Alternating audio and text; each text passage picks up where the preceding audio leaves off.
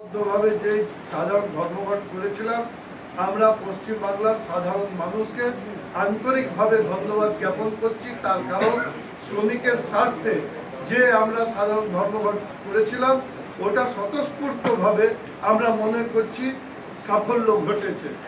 এত প্রশাসনের চাপ, এত অ্যাডমিনিস্ট্রেশনের চাপ, বেআইনিভাবে পুলিশকে লাগিয়ে, প্রশাসনকে লাগিয়ে, কর্পোরেশনকে ব্যবহার করে স্ট্রাইক ভাঙার যে চক্রান্ত হয়েছে তাতে এখনো প্রমাণিত হয়নি কি মোদি ভাইয়ের সমর্থনে এই স্ট্রাইক ভাঙার চক্রান্ত করা হয়েছে, না উনি নীতিশ ভাইয়ের সঙ্গে গিয়ে কেন্দ্রের সরকার গড়ার চক্রান্ত করছেন।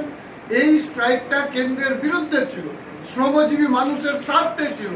তো মা মাটি মানুষের সরকার শ্রমজীবী মানুষের পাশে আছে কিনা এটা বড় প্রশ্ন চিহ্ন হয়ে দাঁড়ালো, যে কিভাবে তারা শ্রমিকের স্বার্থের যে স্ট্রাইক ভাঙার চক্রান্ত রাজ্য সরকার করেছে।